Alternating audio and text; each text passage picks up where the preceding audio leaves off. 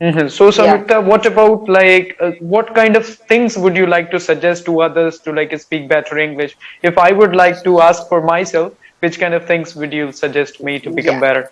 Night, if you come back from a tiring day and you're like, okay, I have 15 minutes right now, let me just talk. Like, it doesn't have to be that, oh, you have to learn something. You just need to talk and you just need like a place to practice and things Yeah, like of that. course. And one last thing is, I think a lot of people have the tendency to translate what they want to say from their mother tongue to English. I do this. Yeah, apart from Yeah. this, Samyukta, what about your speaking journey? Like how you came up with this speaking or English speaking? Yes, now it's Okay. fine. Thank you. Okay, perfect. So, hi, good afternoon. My name is Samyukta and I'm from Bangalore, tutor at Clapingo. So, I'm a second year psychology student and I'm studying in Kriya University, which is in Andhra Pradesh. So, I would love to know about you, where you're from, what you like to do, what you do right now, anything. Okay, thank you so much for just telling about yourself.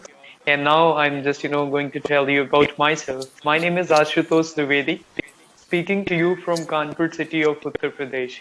About my education, I have done with my graduation, that is BCom Honors Accounting from Banaras Hindu University.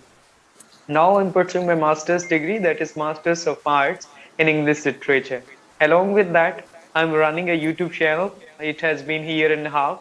My YouTube channel name is Ashu Official 2021. That's all about me. Thank you. Okay, so that's great. So, right now you're pursuing your master's for English literature. Yes. Right. Okay. So why did you join Clapping? Like, yeah, the base is, to improve your spoken English, but what were the personal reasons to why you thought you needed to join Clappingo? Why do Yeah, you the think first that? thing I Yeah. would like to polish. Yeah. Continue. I would like to polish my speaking skills because there Hmm. is always need of improvement. Nobody is perfect in this For world. sure. I do think so. That's why I would like to take the help of the professionals so I can become better in my speaking journey. That's why I've joined Clapingo.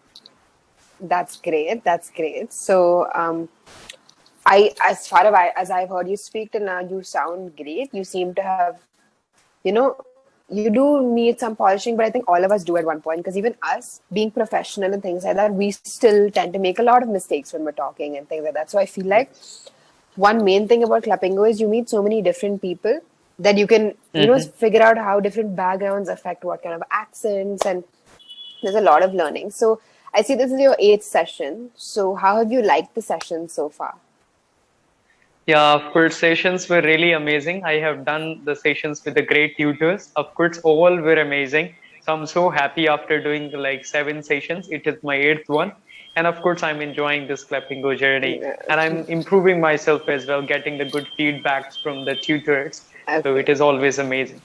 That's great. So there are many ways of how we can go about the session. So in today's session, what we could do is we could go through the session notes as usual. We could talk about the topic, and I can give you some suggestions. Or we could do a small public speaking activity where I give you a couple of words with some meaning, with like the meaning of the word, and then you form like a paragraph about it. Or we could do the exercise to the back of the session notes, which I would go with the general conversations. You can okay, ask some perfect. questions, and of course, Yeah, we will talk about it. yeah. And I would love to know a bit more about yourself. That apart from your studies, what do you do and what do you like to Okay, do? I would love to yeah, know from you. for sure. So, I love to bake, so I bake a lot whenever I can. But since I'm in college, it's a little difficult to do that. But I like to do that. And then I like to run.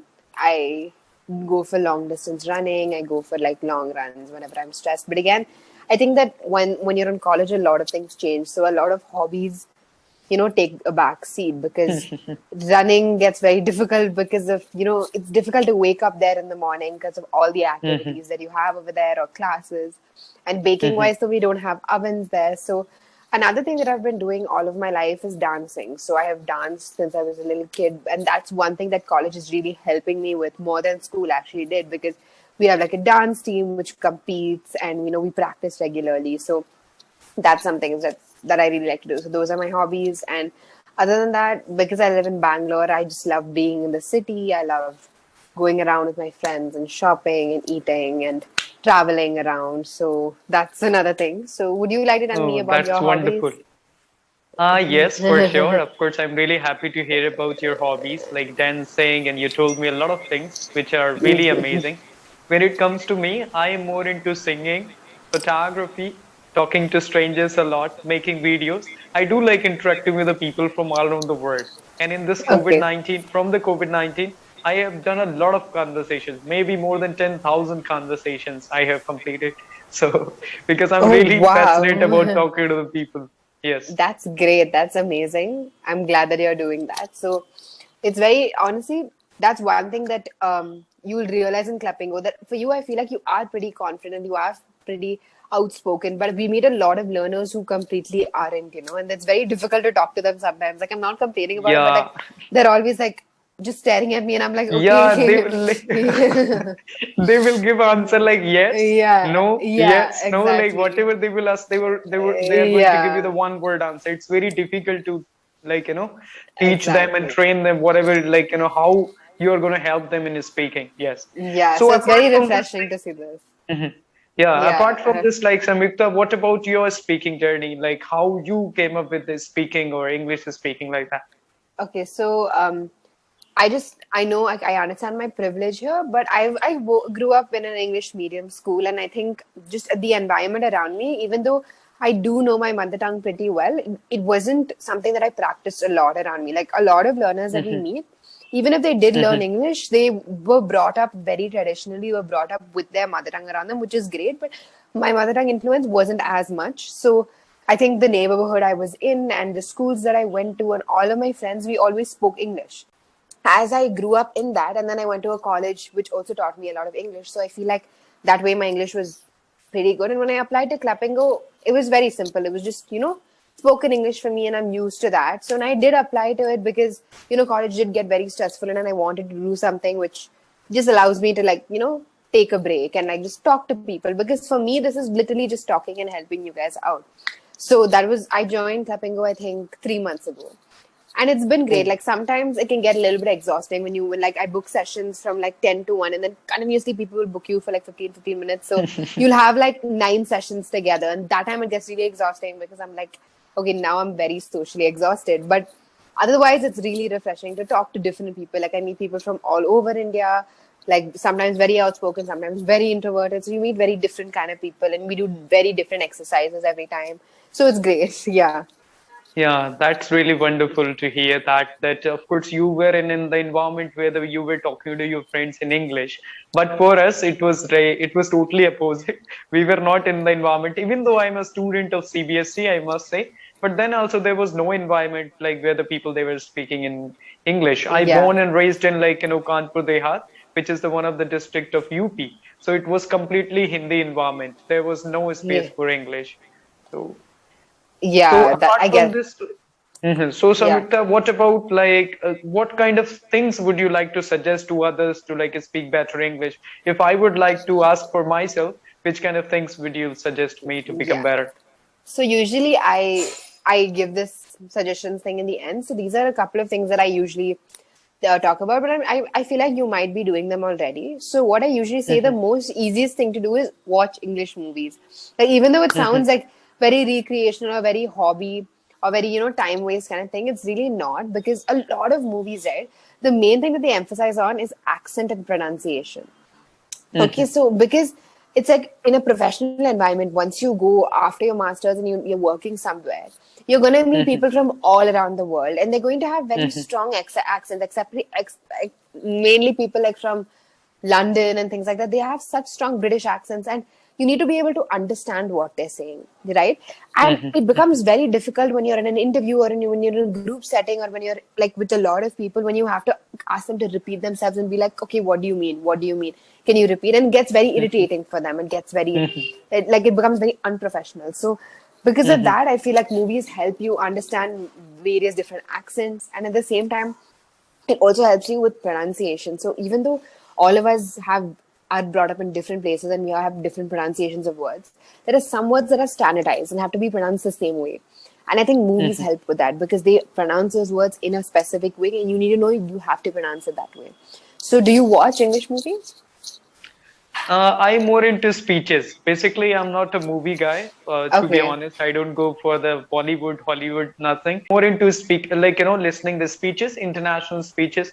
I do follow a channel which is English speeches with subtitles, where I'll get a Okay. lot of speeches from UK, US, from all over the world, the great That's great. speakers and great. So I'm That's listening to them. I'm more yeah. into listening to super successful people like Yeah. Virat and like people like that. So. That's good. That's great. I would encourage that. But one more thing that I always say when you watch something is remove the subtitles. I know it's difficult to understand, but that's the only way you're going to do it because otherwise, subconsciously, you're just going to be reading the subtitles and you're not going to be Yeah, listening. it is making us lame somewhat. Yeah. Yeah, Yeah, you're of not course. listening to what's actually happening. You're only reading the subtitles, so you're not understanding the accent properly. You're not understanding the pronunciation. Going to Yeah. rely on it so much. So next time you watch these speeches, remember to remove the subtitles and watch it. Yeah, nowadays, of course, that was the channel which I was following from the beginning. But now I am trying to just watch the videos where the speakers are speaking without subtitles, and I would like to understand them. I'm more into listening to the cricketers. So I just, Hartsa Bhogle, and a lot of people, commentators are there who speaks very fantastic English. So I think now I'm into like without subtitles. Of course, for the learners, in the beginning, it is okay to listen videos and watch videos with the subtitles. But after 1 or 2 months, I will suggest them to watch without subtitles for sure. Whatever you Yeah, said, that is exactly. exactly right. Mhm. Exactly. And other than that, like I don't have a big habit of reading books or reading the newspaper. But I think that Mhm. one thing that helps a lot is just reading the headlines of the newspaper, because Mhm. Mhm. you know what vocabulary is, right? Like people's Mhm. vocabulary is very different, and especially when you meet learners and people who are very new to the language of English, they know words, but those words aren't very powerful. So, for example, if you take the word sad, and you say Mhm. something like, my cat died and I'm feeling really sad. Now, that is Mhm. correct English, that's fine English.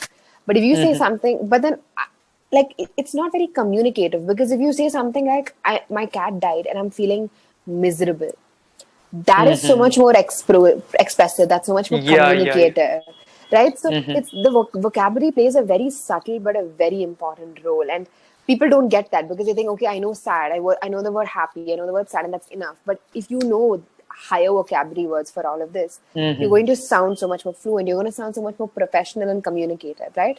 So I think that Yeah. the headlines of the newspaper have a lot of words that are going to really help in that case, just to improve Yeah. your vocabulary. So whenever you do have the time, just open up the newspaper, just go to the headlines, and if you don't understand a word, note it down, figure out the meaning. So then you can use it in your next conversation. Mhm. And Mhm. that's something that I also like to do in my sessions, like usually in the end of the session, when we do have time, maybe next time, we can go through the words and, just form sentences with these words. So then, even if they're not related to our conversation right now, later when you're speaking about the specific topic somewhere, you can use these words, right? Exactly. Agreed. So, Mhm. so high vocabulary is extremely important. That's something else. And other than that, I would say, as you said, you were brought up in an environment where you did not speak as much English and it was mostly your mother tongue. So I would say try and whoever you can, even if you whoever you spot speaking English in an environment, whoever it may be, like a shopkeeper or somebody else, use that opportunity and milk that opportunity and just talk back in English. Even if your mother tongue is just rolling off your tongue, change it, try to speak in English. Because you don't get in these kind of environments, you don't get a lot of opportunities because family members are Yeah. always speaking their mother Yeah, tongue. that's what we are Yeah. lacking in because we, of course, now also I'm trying to talk to you and I have been talking to the people a lot, but I'm not getting this, speaking in the situation where I'll have to go to restaurant in a kind of market Yeah. where I can speak and talk to them. Even though I'm just, talking to the people, but the talks are very limited, right?